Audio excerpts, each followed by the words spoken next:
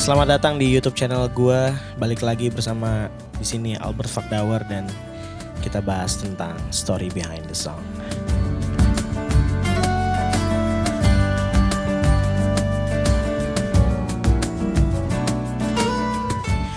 Yesus sayang padaku, track keempat. Jadi gini, banyak ya gitulah. Maksudnya lo sebagai artis, apalagi ketika lo sebagai produser dalam sebuah album, lo akan ada banyak banget perspektif yang harus lo pikirkan gitu. Jadi nggak cuma setiap lagu-lagu yang lo pilih, tapi yang gue udah pernah kasih keterangannya di video-video sebelumnya, yaitu tentang grafik,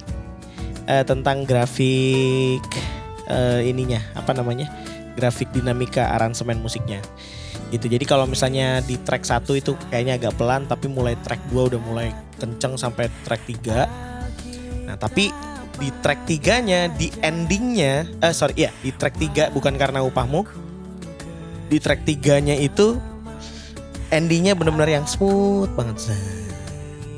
Nah pas masuk ke track 4, Yesus sayang padaku, baru mulai agak sedikit medium.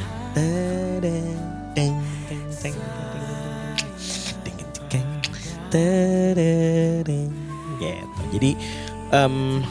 Jadi nggak cuma sekedar hymns-nya doang, lagu-lagu hymns-nya aja, tapi dari sisi musiknya lo harus mikirin banget gitu. Maksudnya ini jatuhnya transisi dari masing-masing lagu ke lagu tuh gimana ya enaknya gitu. Dan gue bisa dibilang gue banyak belajar lah dari kayak Berry Likumahua, bagaimana dia mengarrange sebuah lagu dari lagu ke lagu dengan album Gift of Light gitu. Setiap karya-karyanya dia gitu, gue sangat appreciate, dan gue bisa dibilang gue menganalisa karya-karyanya dia gitu. Dan I put my respect buat setiap karya yang dia bikin.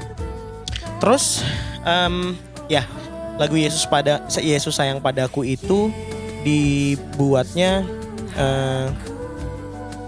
gue sebenarnya nggak kepikiran sih, maksudnya nggak kepikiran kenapa lagu itu harus ada gitu. Karena yang gue pikirkan lebih ke bagaimana gue masuk ke beat yang lebih medium lah. Lebih medium yang nggak terlalu lambat banget gitu. Dan tiba-tiba came up aja udah, oh Yesus sayang padaku gitu. Cuma gue nggak pengen Yesus sayang padakunya jadi terlalu melambat. Jadi tetap temponya agak cukup konstan, nggak terlalu slow tapi agak medium lah gitu. Nah Yesus sayang padaku dari segi musik, balik lagi ya teman-teman, kerjainnya semua di rumah, kita lemparan data aja. Lemparan data musik. Jadi tetap Bung Joji yang akan kasih basic rhythmnya. Lalu habis itu gue mulai masukin untuk aransemen musiknya. Gitu. Jadi basically musik dasarnya semua dari gue. Terus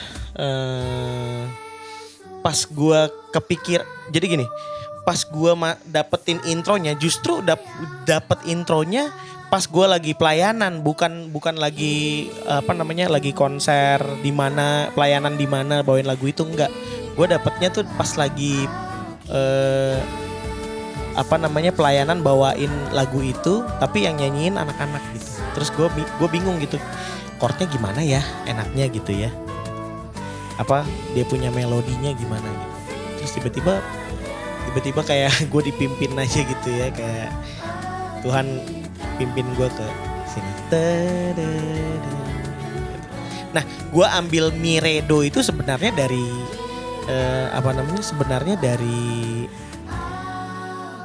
dari melodinya yang itu, melodinya di dalam Alkitab, dari chorus belakangnya banget.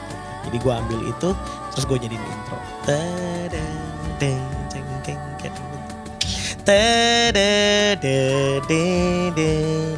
Gitu.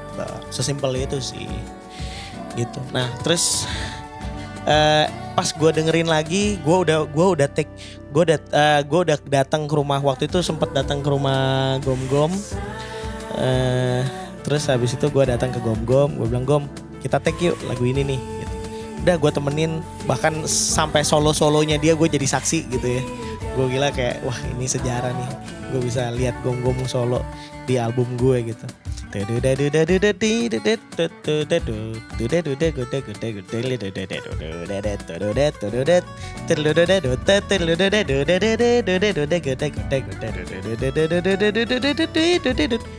lah. Abis itu kayak kalau apa namanya pas dengerin semua kekumpul, gue sempat ke rumah Martin juga untuk lagu itu gitu. Sempat ke rumah Martin, terus abis itu gue minta guide, abis itu guide-nya gue kirim ke Basji take di rumah. Gue nggak sempat kesana. Terus udah pas gue dengerin lagi, semua data udah kekumpul ke gue gitu kan. Vincent gue minta take bassnya, dia kirim balik, terus gue dengerin lagi. Kayaknya kurang pas kalau misalnya nggak ada suara cewek nih.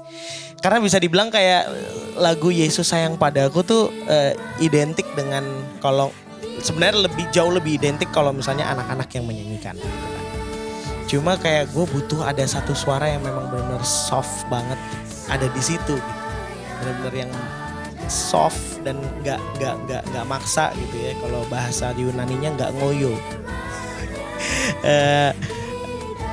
Jadi tiba-tiba kepikiran lah gue. Gak lain dan gak bukan Monita Tahalea. Itu jadi gini, proses pengerjaan album Hymns with Gratitude teman-teman, itu bisa dibilang sekitar 2 tahun pengerjaan lah. 2 apa 3 tahun apa 4 tahun 3 tahun sorry. 2017 tuh berapa? Ya segitulah. Jadi gue pas lama banget. Jadi gue pas minta tolong Monita cuma bilang, Momon cuma bilang mau bet, mau please kirim datanya gitu. Ya udah, akhirnya dikirim.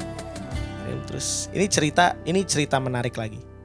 Nah pas setelah Momon take, terus gue dengerin, wah bagus banget ya. Nah terus di belakang itu kan sebenarnya agak terlalu endingnya terlalu flat gitu kan menurut gue gitu. Terus gue cuma bilang, Mon boleh nggak take sekali lagi gitu. Take sekali lagi, yang di belakang terserah lu mau bikin suasana kayak gimana aja gitu. Lu bisa du atau gitu terserah gitu. Oh gitu, oke. Udah set selesai.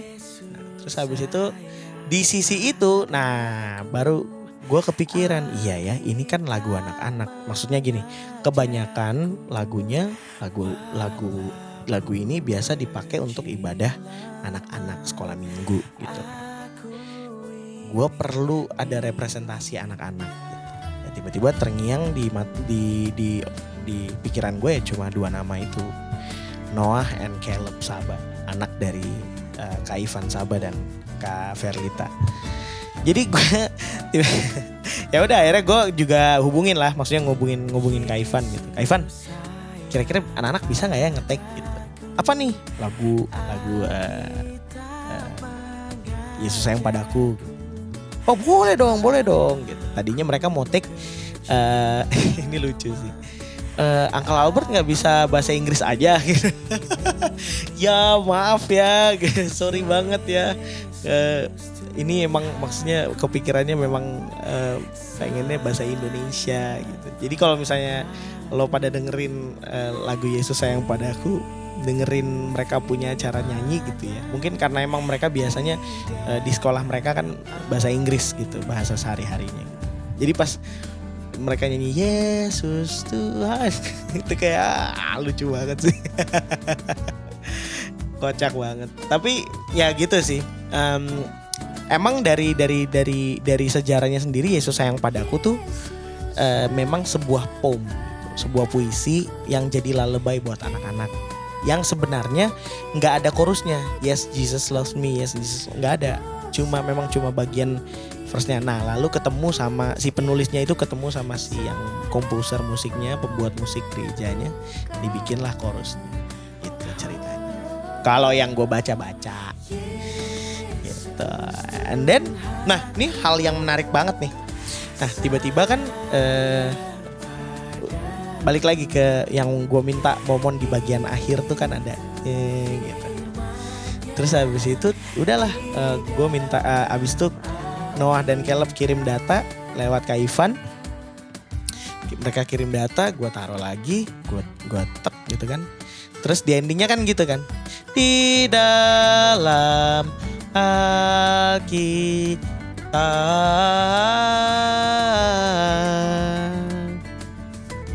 Udah dong. Gitu. Terus tiba-tiba gue minta momon kirimin lagi. Jadi Noah Caleb duluan, habis itu momon. Set. Pas gue denger, loh, kok bisa gini sih? Jadi pas tiba-tiba tuh gini, pas Noah Caleb bilang di dalam Alkitab,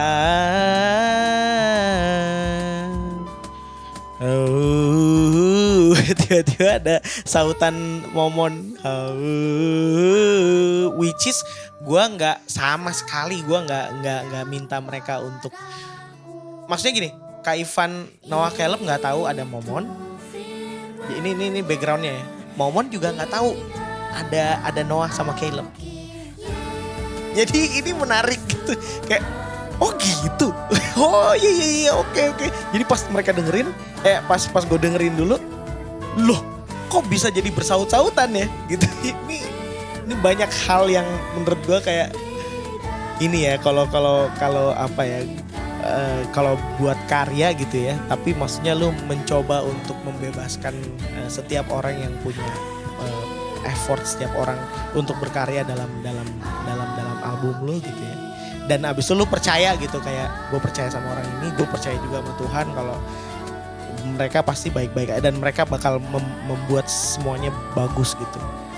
Dan bener-bener itu di luar dugaan gue sama sekali gitu. Tiba-tiba mereka kayak bikin conversation aja gitu di lagu itu. Terus gue kayak ya ampun gitu. Terus ya udah, gue bener-bener seneng banget. Dan anehnya lagi, tiba-tiba setelah rilis lagu maksudnya album Hymns with Gratitude, tiba-tiba muncullah mention gitu dari orang tua yang tiba-tiba mention, tiba-tiba ada yang mention anaknya lagi nyanyi gitu, Yesus sayang. Itu lucu dan buat gue itu jadi kepuasan sendiri buat gue gitu. Maksudnya kayak itu kan feedback setiap orang yang dengerin karya gue gitu kan. Dan ketika gue tahu ada feedback dari orang-orang dan feedback mereka bisa dibilang kayak wah, membuat gue begitu sangat puas untuk membuat karya ini. Kenapa? Karena ini dinikmati dan jadi manfaat buat orang gitu. Buat gue nggak ada yang gue kejar sih sebenarnya. Pertama pasti gue mau bikin karya ini sebagai bentuk persembahan gue sama Tuhan gitu. Itu udah pasti. Yang kedua, gue mau setiap karya gue yang gue kerjakan dengan maksimal ini membuahkan hasil sehingga jadi manfaat buat orang gitu. Bahkan nemenin. Dan gue pernah denger juga bahwa album Hymns with Gratitude pun nemenin orang yang lagi ada di rumah sakit gitu. Jadi kayak ketika rilis mungkin kayaknya gak ada dampak apa-apa ya. Tapi nanti deh, tunggu, kasih waktu aja. Kasih waktu, nanti lu akan menuai sendiri tuh komentar atau tiba-tiba testimoni, tiba-tiba wah thank you ya buat lagunya gitu-gitu. Lu akan kayak gitu sih gitu. Kira-kira seperti itu untuk lagu Yesus Sayang Padaku. Jadi grafiknya mulai dari sekarang bersyukur betapa apa bukan karena upamu, terus ending zeng masuk ke Yesus Sayang Padaku.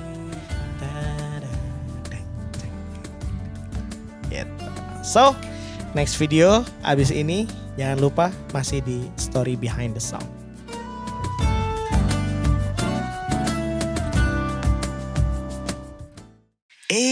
Terima kasih sudah nonton video ini.